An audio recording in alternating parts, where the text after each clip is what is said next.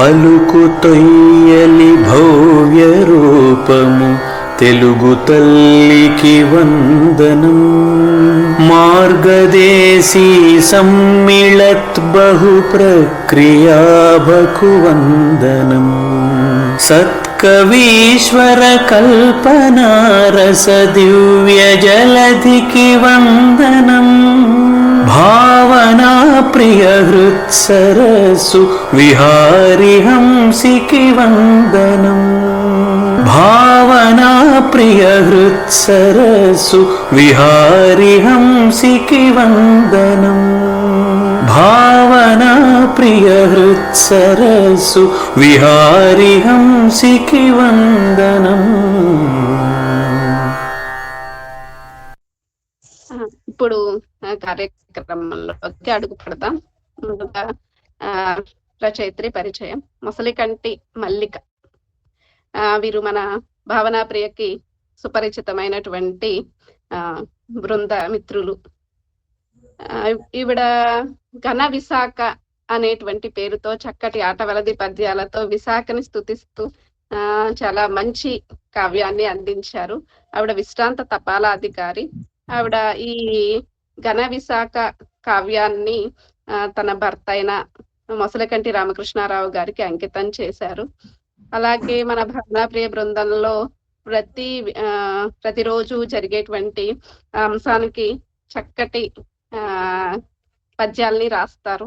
అందరికీ తలలో నాలుకలా మెలిగే మన మల్లిక అక్కయ్య ఈరోజు సాహిత్య సమావేశాల ప్రసంగాల్లో భాగంగా పునరావలోకనం చేస్తున్నారు. శంకర్ గోపాల్ గారు చేసిన గురువు గారి లయాత్మక కవిత పైన శంకర్ గోపాల్ గారు చేసినటువంటి ఆ ప్రసంగానికి ఈవిడ పునరావలోకనం చేయబోతున్నారు.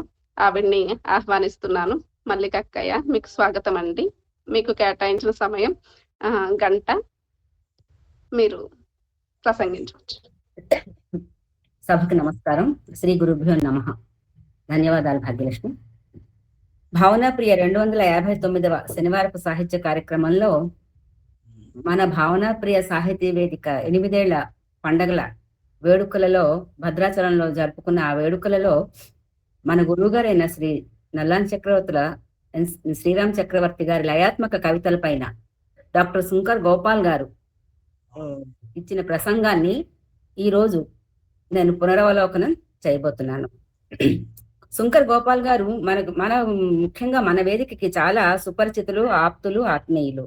మన శనివార ప్రసంగాలలో కార్యక్రమాల్లో ఇదివరకే వారు 2-3 సార్లు వారి సాహిత్య ప్రసంగాల్ని విలువైన ప్రసంగాల్ని మనకు అందించున్నారు. వీరు మన వేదికకు వ్యక్తిగత ఇంటర్వ్యూ కూడా ఇచ్చున్నారు. వీరు 1984 మార్చి 31వ తేదీన నెల్లూరులో జన్మించారు. ప్రస్తుతం తాడేపల్లిగూడెం డిఆర్జీ ప్రభుత్వ కళాశాలలో తెలుగు శాఖాధిపతిగా ఉద్యోగిస్తున్నారు. ఇంకా ఏపీ ఉన్నత విద్యామండలి తెలుగు సబ్జెక్ట్ కమిటీకి చైర్మన్ గా కూడా ఇప్పుడు వీరు ఉన్నారు. 2021లో మా నాయన పాట అనే కవితా సంకలనం వీరు వెలువరించిన మొట్టమొదటి పుస్తకం. వచన కవిత్వంలో స్మృతి అనే విషయం పైన వీరు పరిశోధన చేసి డాక్టరేట్ పట్టాన్ని పుచ్చుకున్నారు, సాధించారు. చాలా చురుకుగా, డైనమిక్ గా ఉండే ఈ యువ తరంగం, కవిత్వ తరంగం కెరటం ఎక్స్రే ప్రధాన, తానా, పెన్న మొదలైన అవార్డ్స్ అన్నిటినో గ్రహించారు. అలాగే రంజనీ కుందిర్తి పురస్కారం, పాల్వంచ కళా పరిషత్ పురస్కారం లాంటివి చాలా అవార్డులు, పురస్కారాలు ఎన్నెన్నో పొంది ఉన్నారు. ఇక వీరు ప్రసంగించారు, మన లయాత్మక కవితల మీద ప్రసంగించారని చెప్పుకున్నాం కదా. లయాత్మక కవిత అంటే ఆ పేరులోనే ఉందండి. లయ ప్రధానంగా ఒక చక్కని నడకతో హాయిగా సాగే కవితలు. మన గురువు గారు 5 రకాల ప్రక్రియలు ఈ లయాత్మక కవితల్లో చేశారు. ప్రపంచ పదులు, మొదటి గజల్స్, ప్రపంచ పదులు, రుబాయిలు, కప్లెట్స్, ఒక 1000 పాదాల దీర్ఘ కవిత కూడా రాశారండి, బాలల కొలువు అనేది. ఈ 5 ప్రక్రియలు వారు లయాత్మక కవితల్లో చేశారు. ముందుగా గజల్స్.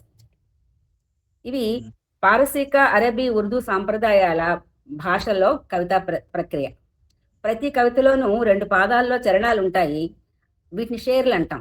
ప్రతి షేర్లోనూ రదీఫ్ కాఫియాలు ఉంటాయి. ఇవి గజల్ అందాన్ని ఇనుమడింపచేసే ఒక ముఖ్యమైన అంగాలు గజల్కి.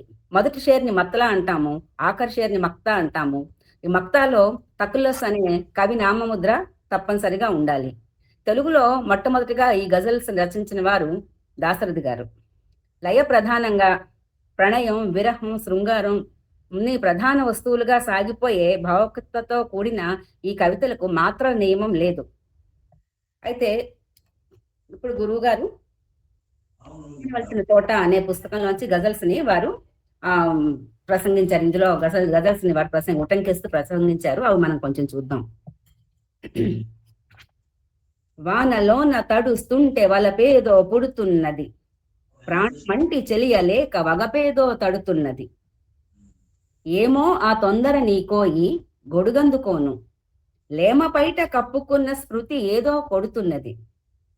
గగనం దిగి ఇలను చేరి కౌగిట బందీని చేసి సగమయ్యే ఒడుపేదో ఎగబడి కనుకడుతున్నది. చినుకు చినుకు తడుపుతుంటే చెరి కౌగిలి భావనలో ప్రణయంలో మునిగిన ఊరట ఏదో ముడుతున్నది. చిరుగాలికి కొమ్మలన్నీ శీర్షమ్ములు ఊపుతూ సుందరతర నాట్యమ్ముల మైమరపేదో కుడుతున్నది. లేని సఖియ లోని సఖియ ప్రేమ తంత్రులను మీటి మౌన సుగంధాల తాజుమహలేదో కడుతున్నది. చక్రవర్తి ఎడబాటుల సౌగంధ్యం సరసుల కాస్వాద్యంగా పంచి పాయసమేదో పెడుతున్నది. ఇది ఈ గజల్ తాలూకా స్వభావ సిద్ధమైన అసలు సిసలైన ప్రణయ కావ్యం అండి. ఈ గజల్ చాలా చక్కటి పదబంధాలు కూడా ఇందులో పడ్డాయి.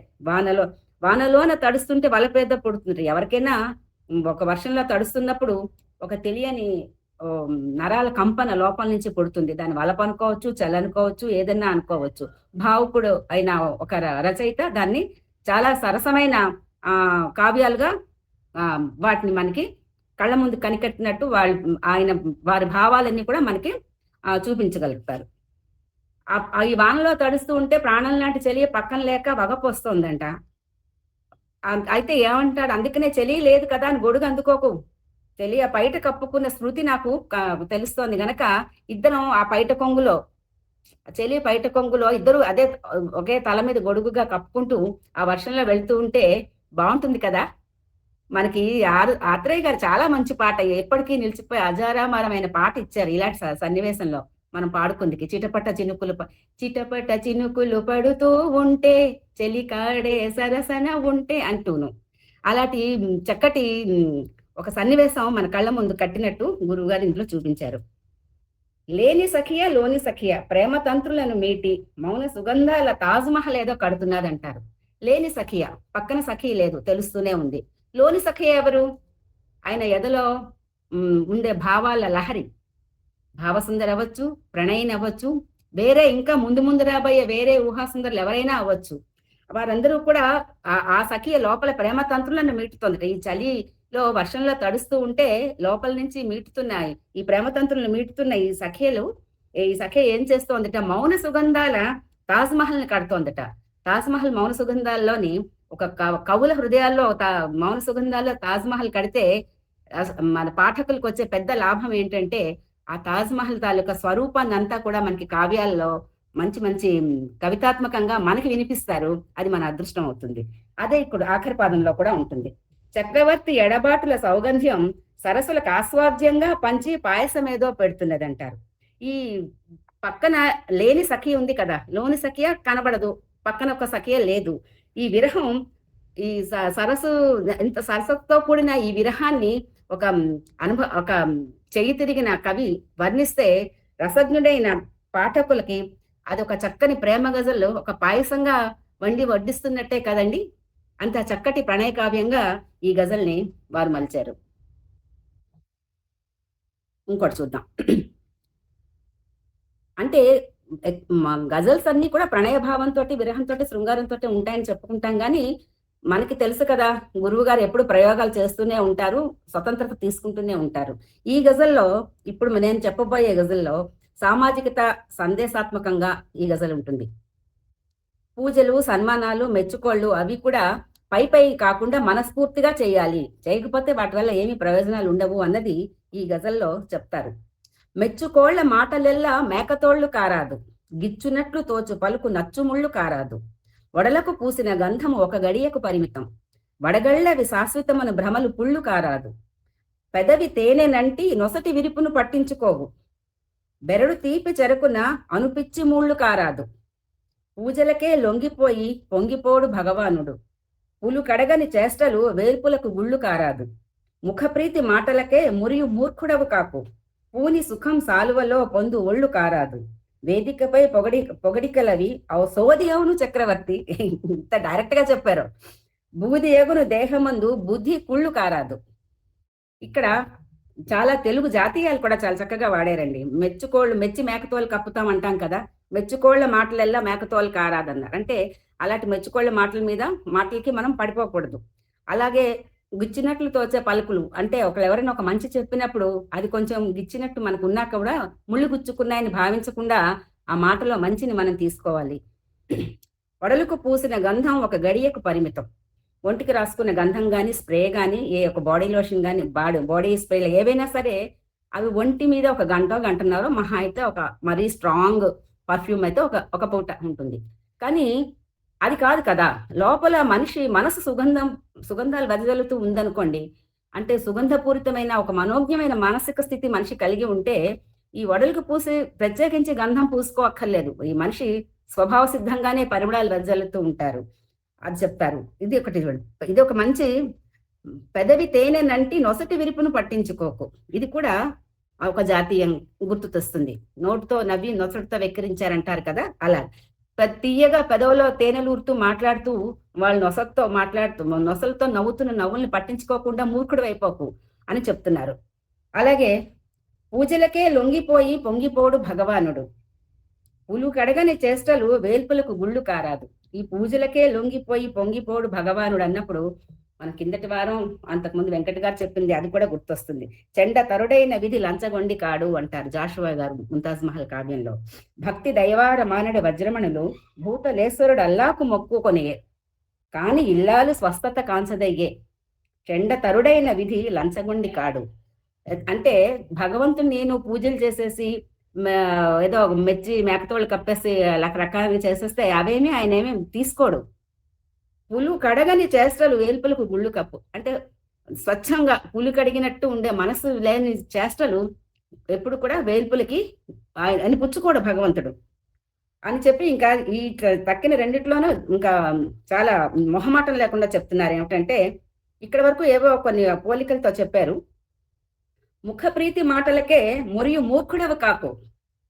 పూని సుఖం సాలువాలో పొందు ఒళ్ళు కారాదు. నువ్వేదో వేదిక మీద నిన్ను పిలిచి నీకు సాల్వా కప్పేసి నిన్ను 4 మాటలు పొగిడితే దానికి మురిసిపోయి మూర్ఖుడు అయిపోకు అంటూ వేదికపై పొగడికలవి సోది అవును చక్రవర్తి. అంటే వేదిక మీద పిలిచి మన గురించి మనకు ఒక సన్మానం చేస్తున్నా, లేకపోతే మన వేదిక మీద ఒక నించోపెట్టి మన గురించి మాట్లాడతాను అన్నప్పుడు మన గురించి ఎవరు కూడా అచ్చనిజాలు ఎవరు చెప్పరు, పొగుడుతూనే ఉంటారు. అవన్నీ నిజమని అనుకోవద్దు, అవన్నీ సోదులు సుమా. బూది ఎగును దేహమందు బుద్ధి కుళ్ళు కారాదు. ఈ బూడిదైపోయే దేహంలోని నీ బుద్ధిని మాత్రం కుళ్ళు అంటకుండా జాగ్రత్తగా చూసుకో అంటూ ఒక సామాజికత సందేశాత్మకత కలిగిన ఒక గజల్ని, అంటే గజల్ సంప్రదాయానికి విరుద్ధంగా ప్రణయము ఇదే కాకుండా మళ్ళీ ఇందులో జాతీయాలు, అచ్చతెలుగు నుడికారాలు ఇవన్నీ కూడా ముఖప్రీతి మాటలకే మూర్ఖుడైపోకు ఇలా అంటూ చెప్తారన్నమాట. తర్వాత నేనంతా నువ్వైతే నేననియే లేదులే, ఇది కూడా ఒక ప్రణయ కావ్యమే. మేనంతా నాదైతే మేదనియే లేదులే, నేనే నువ్వైపోతే నేననేది లేదు అంటున్నారు. ఇది ఒక ఇంతకంట ఆత్మార్పణ ఒక ప్రేమికుల మధ్య ఏముంటుందండి. నేను నువ్వైపోతే అన్న ఊహే ఒక ఒళ్ళు గగురు పొడిచే భావన కదా. ఆ భావన కలిగించినప్పుడు మనకి ఎలా అనిపిస్తుంది, ఇంతకంట ఆత్మార్పణ ఏముంది గజల్లో, ఇంత చక్కగా ఇంతకంట గొప్పగా ప్రణయాన్ని ఎవరు వ్యక్తీకరించగలుగుతారు. పగలులోన రేయైతే సగలు క్రక్కు వెన్నెల, సగము సగము ఒకటైతే జగమసలే లేదులే అంటారు. ఈ పగలులోన రేయైతే సగలు క్రక్కు వెన్నెల అంటారు. పగలు రేయగా మారితే వెన్నెల సగలే కక్కుతుంది. ఎందుకంటే ఆ పగల్ని రేయిగా ఊహించుకుంటే ఆ పైన ఉన్న సూర్యుడే వెన్నెల అనుకుంటే అది సగలే కక్కుతుంది. ఇది నారాయణ రెడ్డి గారి ఇంకో ఊహ కూడా ఈ మాటకి పగలే వెన్నెల జగమే ఊయల కదలే ఊహలకే కన్నులుంటే అంటారు. అంటే ఒక భావకుడు, ఒక కవి అన్నవాడికి ఊహలకి ఎల్లలు ఉండవు, ఏమైనా ఊహించగలరు. ఆయన పగలని వెన్నెలు తెచ్చుకోగలరు, జగాన్ని ఉయ్యాలు చేసుకోగలరు, రాత్రిపూట సూర్యుడిని తెచ్చుకోగలరు, పగలపూట వెన్నెల్ని కూడా తెచ్చుకోగలరు. అలాగే సగము సగము ఒకటైతే జగమసలే లేదులే అంటారు. 2 సగాలు ఒకటైపోతే నిండుతనం వస్తుంది. జగమంతా అది కప్పేసిన తర్వాత ఆ జగం కనపడదు. సగాలు 2 ఒకటైపోతే జగానికే ఒక నిండుదనం అంటారు ఆరుద్ర గారు. అలా అన్నమాట. ఈ రకంగా ఒక ప్రణయ భావాన్ని ఒక సంపూర్ణత్వంతో 2 సగాలు ఒకటైపోతే నిండుదనం సంపూర్ణత్వాన్ని ఈ గజల్లో చెప్తున్నారు. విరివిల్లువు నీవు వాడి శరమగుదును నేను, విలవిలమను విడితనములు విరహగతే లేదులే. నువ్వు విరివిల్లు, మామూలుగా హరివిల్లు అనొచ్చు, లేకపోతే ఇంద్రచాపం అనొచ్చు, లేకపోతే ఇంకోటేదో అనొచ్చు. విరివిల్లు అన్న మాట ఎంత చక్కటి తెలుగు మాట అండి. అంటే ఎంచి ఎంచి ఒక చక్కటి తెలుగు నుడికారాలని, తెలుగు పదాలని, పడికట్లని ఎంత బాగా వారి రచనల్లో వేస్తారు అన్నది మనం గమనించాలి. నువ్వు విరివిల్లివి అయితే నేను వాడి శరాన్ని అవుతాను, మనకి విరహం ఉండదు, విలవిలలో ఉండవు, విడితనములు లేవు అని వారి దగ్గరతనాన్ని చెప్తున్నారు. రామ నా సగపాలే లాలింపగ రమ్ము, నా వామాంకమ చక్రవర్తి ప్రేమకు గడే లేదులే అంటారు. గడలు అంటే దిక్కులు ఎల్లలు లేని ప్రేమ అన్నమాట వారిది. అంటే ఆయన ప్రేమను కొలవడానికి ఏ దిక్కులు లేవు అసలు. దిక్కులు మధ్యనే కాదు, దిక్కులు దాటి అనంతంగా వ్యాప్తి చెందిపోయిన విశ్వజనీనమైన ప్రేమ అనమాట. నా వామాంకంగా నాలో సగభాగమై నన్ను లాలించు, నిన్ను నేను లాలిస్తాను అంటూ ఒక అద్వైత భావనతో, ఒక నిండుతనంతో 2 సగాలు కలిసిపోయిన ఒక నిండుతనాన్ని ఇచ్చే ఒక అచ్చమైన ప్రణయ కావ్యం ఈ గజల్. అందులో మళ్ళీ చక్కటి జాతీయాలు, నుడికారాలు అవన్నీ కూడా చక్కటి తెలుగు మాటలు, విరివిల్లు ఇవన్నీ కూడా, గడలు 7 గడ అంటే దిక్కు ఈ రకంగా. తర్వాత ప్రకృతిని ఉపాసిస్తున్నారేమో ఇందులో అనిపిస్తుంది. ఇక్కడ ప్రియురాలే ప్రకృతినే ప్రియురాలుగానో, లేకపోతే దేవతగానో, లేకపోతే ఇంకెవరో తన ప్రియురాలుగానో, దేవతగానో, లేకపోతే ప్రకృతిగానో మొత్తంకి ఉపాసిస్తూనో, అనుభవిస్తూనో, పూజిస్తూనో ఇందులో ఈ గజల్లో కనపడుతుంది. గంగ వెర్రులెత్తుచు అనంగుడే విదారి చేసే, భృంగము విరిదూరి మదన సంగీత కచేరి చేసే. మన్మధుడు గంగవరిలు ఎత్తిపోతూ దారి చేస్తే పువ్వులో దూరి ఆ భృంగం చాలా శృంగారమైన సంగీత కచేరీ చేసిందట. వసంతుని ఆమనిలో స్వాగతింప మనసు రాదు, ప్రకృతి సోయగాలు ముందు పరచచ్చు విహారి చేస్తే. ఇప్పుడు ప్రియురాలు తన దగ్గర లేకపోతే వసంతుని ఎవరైనా ఆమనిలో ఆహ్వానించగలరండి? ఆహ్వానించలేరు. అందువలన ఆ ప్రకృతి సోయగాలన్నీ తన ముందు పరిచేస్తూ విహారం చేస్తున్నారు ఆ ప్రకృతి ఈ కవిగారి ముందు. ఇక్కడ కూడా చూడండి ఎంత బాగుంటుంది. ఒక వృత్తన ప్రాస కనపడుతుంది నాకు ఇందులో. మబ్బు కాంతిలో నీవే ఇబ్బడి ముబ్బడిగా నిండి, ఇబ్బందుల పాలు చేసి తబ్బిబ్బు సవారి చేసే. ద్విత్వ బకారంతో మబ్బు, ఇబ్బడి, ముబ్బడి, ఈ తబ్బిబ్బు అంటూ ఒక చక్కటి శబ్ద సౌందర్యాన్ని ఈ షేర్కి తీసుకొచ్చారు గురువు గారు. ఇవి తెలుగు వారికే సొంతమైన అలంకారాలు, ఈ తెలుగు అలంకార, అచ్చ తెలుగు అలంకారాలు ఇవన్నీ కూడా. మబ్బు కాంతిలో నీవే ఇబ్బడిగా ముబ్బడిగా నన్ను ఇబ్బంది పెడుతూ నా మీద సవారీ చేస్తూ నన్ను మురిపిస్తున్నావు కదా అంటారు అని ఇది ఒకటి ఉంటుంది. ఏమిటంటే వనములోని సోయగాలు పర్వంలో ఆరబోసి అనువుగానే నారగింప మనసులో రహదారి చేసే. వనమంతా ప్రకృతిలో సౌందర్యాలన్నీ కూడా ఎలా ఆరబోసేశారంటే ఈయన మనసుని రహదారి చేసుకుంటూ వెళ్ళి ఆ సౌందర్యాన్ని అందింటి ఆరగించేస్తారట. ఎంత ఆశ చూడండి. ఆ సౌందర్యాన్ని అంతా ఆరగించేద్దామనే ఒక భావోద్వేగం. అందుకనే మనకి ఇంత ఉద్వేగపూరితమైన గజల్స్ పుట్టుకొస్తున్నాయి. మనసులు రహదారి చేయడం అనేది ఎంత కొత్త ప్రయోగం అండి. ఎవరు ఈ మాట అన్నట్టు ఇప్పుడు నేను వినలేదు. అంటే నాకు పెద్ద తెలిసిందేం లేదు, కానీ అది చాలా మంచిగా అనిపించింది ఆ మాట. అంటే ప్రకృతిని ఆస్వాదించడానికి కళ్ళు, మనసు ఉంటాయి, కానీ కళ్ళతో ప్రకృతిని ఆస్వాదించడానికి ముందు ఒక దానికి అనువైన మనసు ఉండాలి. ఆ మనసు రహదారిలోంచి ఈ కళ్ళు కానీ ఈ భావాలు కానీ వెళ్ళి వాటిని ఆస్వాదించగలుగుతావు. ఈ మొత్తం ఈ గజలంతా కూడా ప్రకృతినే వర్ణిస్తారండి. ఇక్కడ ప్రకృతి సౌందర్యాన్ని వారు ఉపాసిస్తున్న భావన చాలా రసాత్మకంగా అనిపిస్తుంది. ఇందులో ఒక వేదాంతం ఉంటుంది ఇంకో గజల్లో. నాహం నాహం సోహం అంటూ మోహనరాగం గమకించింది, మోహం దాహం పెనవేసింది, ముగ్ధ మనోహర చిరంతర బంధం అంటారు. నాహం నాహం అంటే ఒక బంధం, సోహం సోహం. సోహం అంటే అద్వైతం. అంటే జీవాత్మ పరమాత్మ రెండు ఒకటే అన్నట్టు, నువ్వే నేను అన్నట్టు ఒక మోహన రాగం ఇక్కడ గమకించిందిట. మోహన్ దాహం పెనవేసింది, ముగ్ధ మనోహర చిరంతర బంధం అన్నారు. అంటే జన్మజన్మల బంధం. జన్మల బంధం అనగానే ఇక్కడ మనకి ఒక వేదాంతం వచ్చేస్తుందండి. అంటే ఇది ఇప్పటితో, ఈ గడియతోటో, ఈ గంటతోటో, ఈ జన్మతోటో ముగిసిపోయే బంధాలు కావు ఇవన్నీ. అది ఈ చక్కటి, మళ్ళీ ఇక్కడ కూడా ఒక మంచి వృత్యానుప్రాస పడిందండి. నాహం నాహం సోహం మోహం దాహం అంటూ ఈ హం అన్న పదం చాలా అక్షరం చాలా చక్కగా పునరావృతం అవుతూ ఒక మంచి శబ్ద సౌందర్యాన్ని మళ్ళీ ఇక్కడ కూడా కలిగించింది. అలాగే ఇందులోనే మళ్ళీ నాలో నీవే, నీలో నేనే, లీలగ చక్రవర్తి గజల్లోన హేళగా నిండింది వసంత బంధం అంటారు. నాలో నీవే ఇక్కడ మనం ముందు చెప్పుకున్నదే, నువ్వే నేను నేనే నువ్వు అన్నప్పుడు నాలో నువ్వు నీలో నేను కలిసిపోయి ఉన్నప్పుడు హేళగా నిండింది గజల్లో వసంత బంధం. ఈ గజల్లో వసంత బంధం హేళగా నిండిందంట. హేళ చక్కటి, ఎంత మంచి హేళ అన్న మాట నాకు చాలా బాగా నచ్చింది. హేళగా నిండింది వసంత బంధం. ఈ వసంత బంధం అన్న మాట కూడా గురువుగారి ప్రయోగమే, ఇంకెక్కడా కూడా లేదు.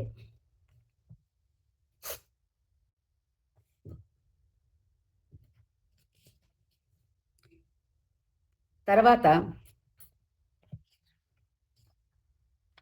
నీరధి లోతెంతంటే నీ ప్రేమను చూపుతాను, నింగి ఎత్తు ఎంతంటే నీ ప్రేమను చూపుతాను, తేనె పట్టులో నిండిన తీపి కదా ప్రేమంటే, దేవుని ఉనికేదంటే నీ ప్రేమను చూపుతాను, చందన పరిమళపు మూల కందముగా ప్రేమంటే, చలువ ఎంత చల్లనంటే నీ ప్రేమను చూపుతాను, క్రొత్తావుల విరులలోన మెత్తదనం ప్రేమంటే, గుమ్మపాల పోలికగా నీ ప్రేమను చూపుతాను, వసంతాన కోయిలమ్మ పంచమమే ప్రేమంటే, ఉషోదయం ఏదంటే నీ ప్రేమను చూపుతాను, సితాభ్రాన హిమాంగాన శ్వేత శోభ ప్రేమంటే, చెరిగిపోని స్మృతి ఏదన నీ ప్రేమను చూపుతాను, కాంచనాన ప్రభవించే కాంతి కదా ప్రేమంటే, కవిత్వాన చక్రవర్తి నీ ప్రేమను చూపుతాను.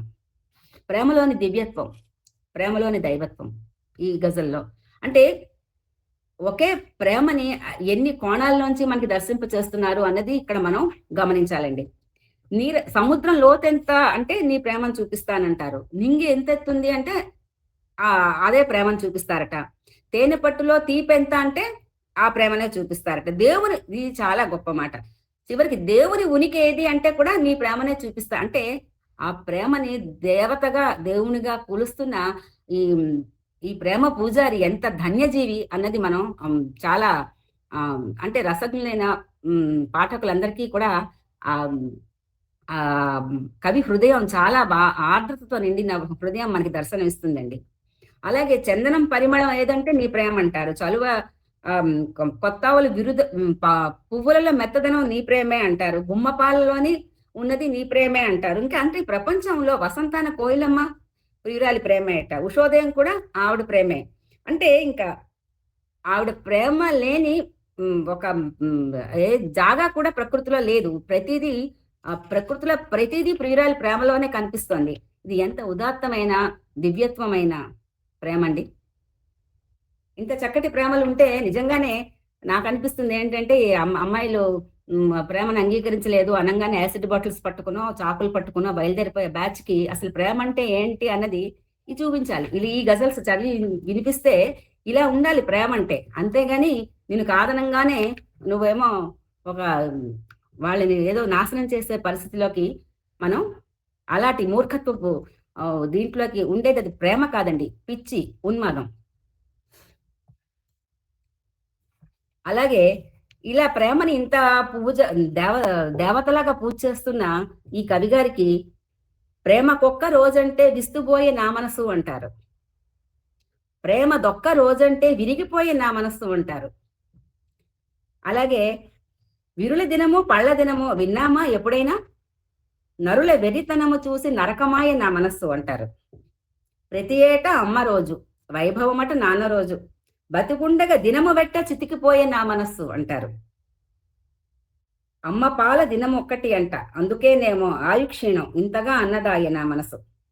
ప్రేమంటే అమృతమయం, విరిగిపోదు శ్వాసలతో, విశ్వాన్నొకటిగా కలిపే వెల్లువాయే నా మనస్సు. ఈ ప్రేమికుల రోజు ఫాదర్స్ డే, మదర్స్ డే వీటన్నిటి మీద కూడా ధ్వజం ఎత్తారు కవి గారు ఇందులో. అసలు అంటే ప్రేమ అంటే అర్థం అసలు మీకు అసలు ప్రేమ అంటే అది ఎంత డివినిటీతో కూడుకున్నదో, దైవత్వం దివ్యత్వం ఉన్నదో మనకు ముందు చెప్పారు. అసలు ప్రేమకి ఒక రోజు ఏమిటి, అలాగే అమ్మా నాన్నలకి ఒక రోజు ఏమిటి, అమ్మకి ఒక రోజు అంటే మన హిందూ సంప్రదాయంలో దినము అంటే మనుషులు కాలం చేసే ఒక అపరక్రియ. అందుకని ఆయన అంటారు ఏంటంటే బ్రతుకుండగా దినము చితికిపోయే నా మనస్సు అంటారు.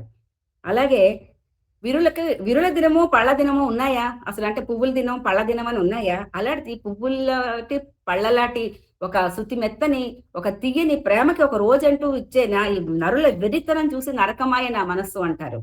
ఈ రకంగా పడమటి దిక్కున సూర్యుడు పొడుచుట ఒక రోజు అగున కడదాకా చక్రవర్తి నడుపునాయ నా మనస్సు అంటారు. సూర్యుడు ఉదయాన్న సూర్యుడు పడమటి దిక్కున పొడిస్తే ఒక రోజు అవుతుందా అంటారు. అంటే అటువైపు పడమటి సాంప్రదాయాలతో ఆయన చెప్తున్నారు. కానీ ఇవేవి మనవి కావు.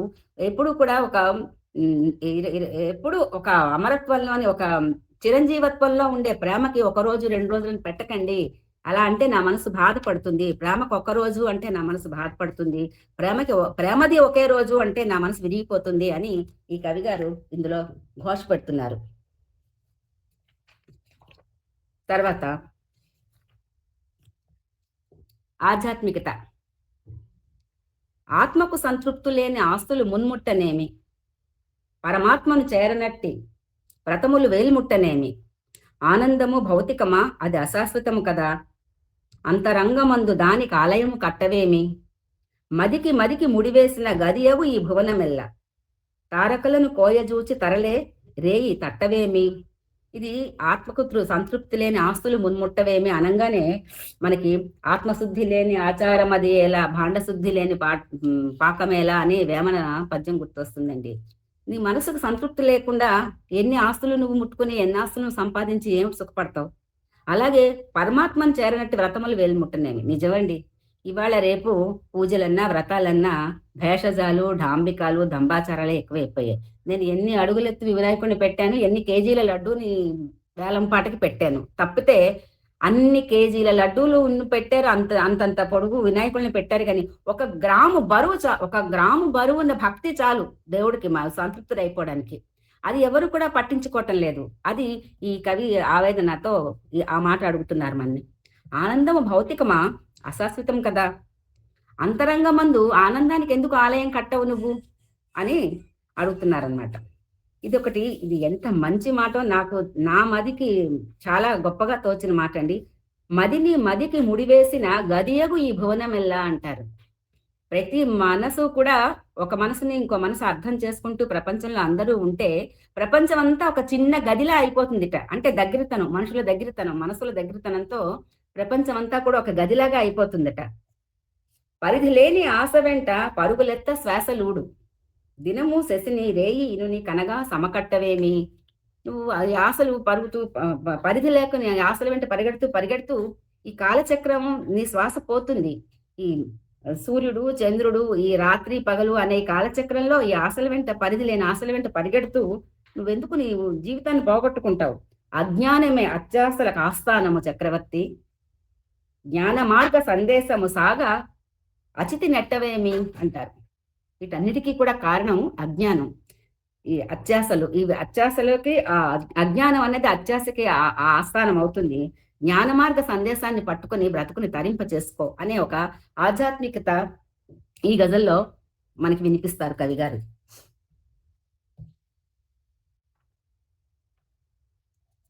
కరోనా మీద ఒక గజల్ రాశారు. అంటే జుత్తున్నమా ఎన్ని కొప్పులైనా పెట్టొచ్చు అన్నట్టు రాసే నేర్పు ఒడుపు ఉంటే ఏ ప్రక్రియలోనైనా ఏదైనా రాయొచ్చండి. రాసి మెప్పించవచ్చు. రాసేయడం ఎవరైనా నేనైనా రాసేస్తాను, కానీ మెప్పించగలగాలి, అది గొప్పతనం. ఇక్కడ అదే ఈ గజల్స్ లో కరోనా గురించి హెచ్చరించారు సంఘాన్ని. అంటే చూడండి ఎంత చక్కటి ప్రక్రియలో ఆయన అంత ఒడుపుగా, ఎంత మెదడు పెట్టి, ఎంత హృదయం పెట్టి ఆయన ఈ రచనలు చేశారు అనేది మనకు అర్థమవుతుంది. మూతులన్నీ బిగించేస్తే పోతాయా రోగాలు, చేతుల్లో శుద్ధి లేక చెడతాయా రోగాలు, అలవాట్లను మార్చుకోక ఆరోగ్యం కలుగుటెలా, ఇలు దాటిన మనసు మనను బతకనిస్తాయా రోగాలు? గంట గంటకు చేతులు కడగడమే పరమార్థం. కలపకున్న చేతులు అంటూ కడతాయా రోగాలు? స్వాస్థ్యంతో బ్రతుకంతా పచ్చదనం. చక్రవర్తి క్షణం ఏమరినచో చంపను రావా రోగాలు అంటూ సంఘాన్ని హెచ్చరిస్తున్నారు. మూతులు బిగించేసి కూర్చుంటే కాదు, చేతల్లో శుద్ధి ఉండాలి. అలవాట్లను మార్చుకోవాలి. గంట గంటకి చేతులు కడుక్కోవాలి. చేతులు కలుపుకుంటూ రాసుకొని పూసుకొని తిరగొద్దు. దూరం మెయింటైన్ చేయండి. స్వాస్థ్యంతో బతుకంతా గడపండి. ఒక్క క్షణం ఏమర్చినా రోగాలు పుట్టగా మారిపోతావు అంటూ కరోనా సమయం ఆ మహమ్మారి సమయంలో అందరం ఎంత భయభ్రాంతులం అయిపోయామో ఇప్పుడు అది బయటకు వచ్చేసి ఒక 2 ఏళ్ళు అయిపోయింది కనుక ఇంత సరదాగా ఉన్నాం. కానీ ఆ రోజుల్లో అందరం ఎలా ఉన్నాం అన్నది మనందరికీ అనుభవిక వేద్యమే. అందువలన ఆయన ఆ మాట చెప్తారన్నమాట.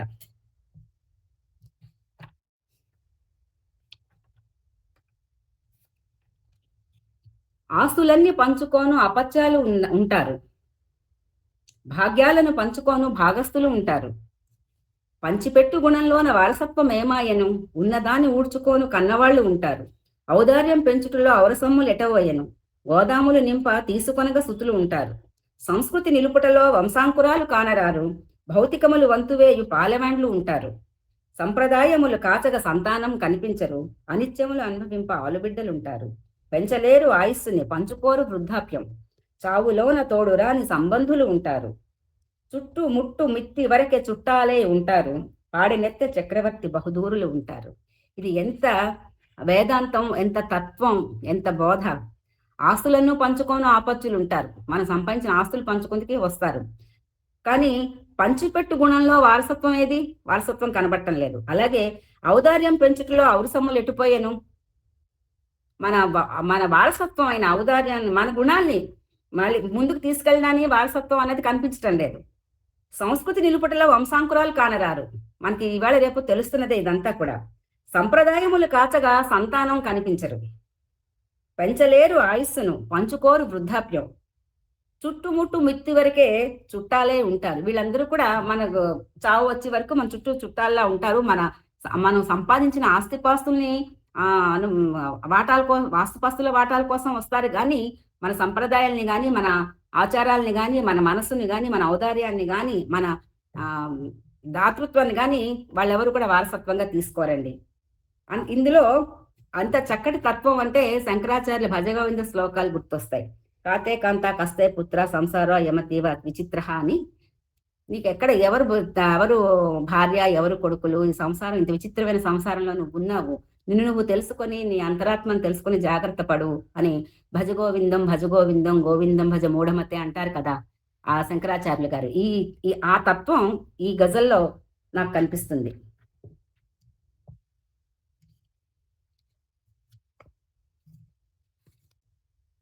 ఒక చక్కటి తెలుగు నుడికారాలతో ఒక గజలండి. అడుసు తొక్కలేదు నేను గడుసుగా మాట్లాడకు, పడిపడి చేరితి గుడి ఒడుపుగా మాట్లాడకు, అడుసు తొక్కనేలా కాలు కడగనేలా అనే తెలుగు నుడిక జాతీయం ఇందులో వచ్చింది. అలాగే కొండంతటి తపన్నాది గోరంత వరము నిమ్ము అంటారు. నాది కొండంత తపన నేను చేశాను, నువ్వు గోరంత వరమే చాలు. వేల్పు ఎదుట కనబడితే పిసరు జోలే పడతానా, వీడి నిన్ను మోక్షం అడుగా విదపుగా మాట్లాడకు. నాకు గాని దేవుడు కనపడితే నేను ఇంత పిసరు వరం అడగను కదా, నిన్ను కాదని నేను మోక్షం అడగను, నువ్వు నన్ను విదిలిస్తూ మాట్లాడకే అని ప్రేయసిని అతను ప్రాధేయపడుతున్నారు. ఇందులో చక్కటి తెలుగు నుడికారాలు వేశారు. కొండంతటి తపన్నాది గోరంత వరము నిమ్ము, అడుసు తొక్కలేదు నేను గడుసుగా మాట్లాడకు అంటూ పడిపడి చేరితి గుడి ఒడి ఒడుపుగా మాట్లాడు. మళ్ళీ ఇక్కడ కూడా చక్కటి ఆ డకారాల్ని చాలా తక్కువ వ్యవధిలో వేస్తూ ఒక మంచి అందాన్ని తీసుకొచ్చారు. ఇంకో చోట అంటారు, హలానికే అంటుదనం అంటించే జాడ్యానికి పొలం చూసి నవ్వుతోంది తెలుపు. హలానికే అంటుదనం అంటించే జాడ్యానికి పొలం చూసి నవ్వుతోంది తెలుపు నలుపు పొలమబోకు. అంటే భూమి దున్నే హలంకి కూడా అంటరానితనం అంటించే ఈ జాడ్యాన్ని చూసి భూమి నవ్వుతోందిట. అక్కడ కూడా ఇలాంటివన్నీ నువ్వు పులువకేం అని హితబోధ చేస్తున్నారు. అలాగే జీవితమే పిడికెడంత, భావనలే సముద్రాలు అంటారు. ఇది నిజంగా ఇది ఎంత ఉదాత్తమైన భావం అండి. ఎవరికైనా జీవితం ఒక పిడికెడే, ఇంత పిడికెడంత గుండెలోని ఆ గుండె కొట్టుకున్నంత సేపే జీవితం. కానీ ఆ పిడికెడు గుండెలో ఉన్న భావనలే సముద్రాలను మించిపోయి విస్తరించి మనుషులకి భావోద్వేగాలు అక్కటి అన్ని ఆ భావనలు మొత్తం మన జీవితాంతో ఆడుకుంటూ ఉంటాయి. ఇది వింటే పిడికి లిమించని హృదయములో కడలి నిమించిన ఆశలు దాచెను అని అది గుర్తొస్తూ ఉంటుంది. అలాగే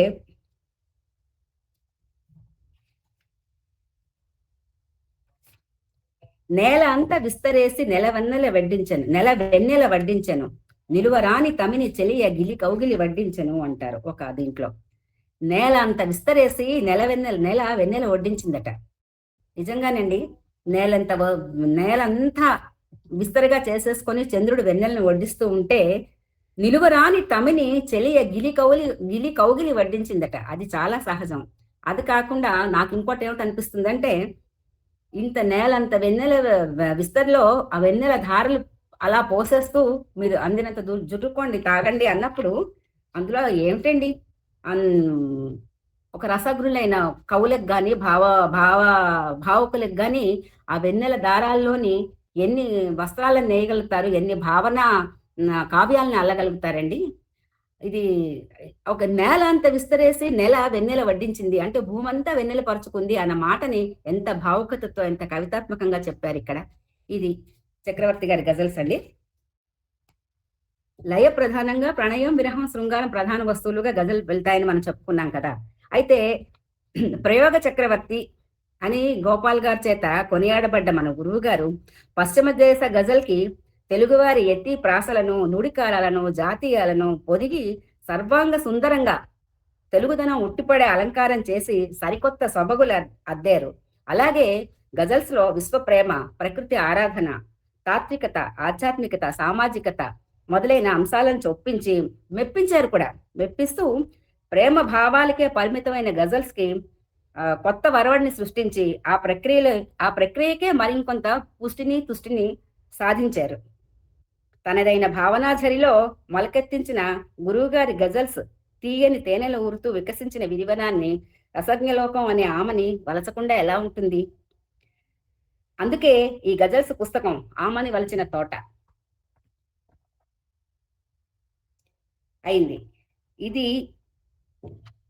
సరస్సులకి ఇదే కాకుండా వారు ఒక ప్రణయరాగ వాహిని కూడా మళ్ళీ మనకి ప్రవహింప చేశారు. అది మన 8 ఏళ్ల ఉత్సవాల్లోని ఆవిష్కరించుకున్నామండి.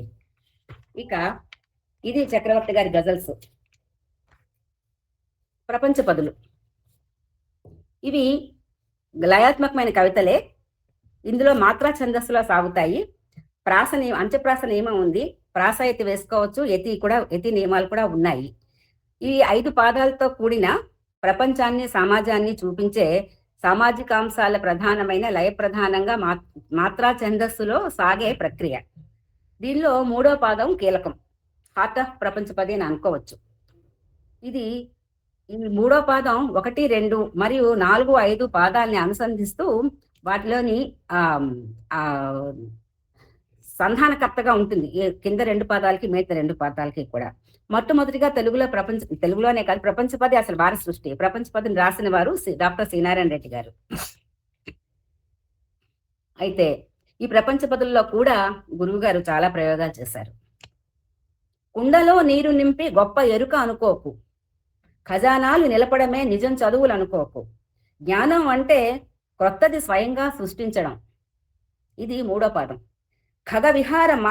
ఖగవిహారం ఆదర్శం గగన వీధి నెగే నీకు, రాయి నుండి అగ్గిరాల్చు ప్రతిభ నీది మర్చిపోకు. కుండలో నీరు నింపి అదే గొప్ప ఎరుక అనేసుకోకు.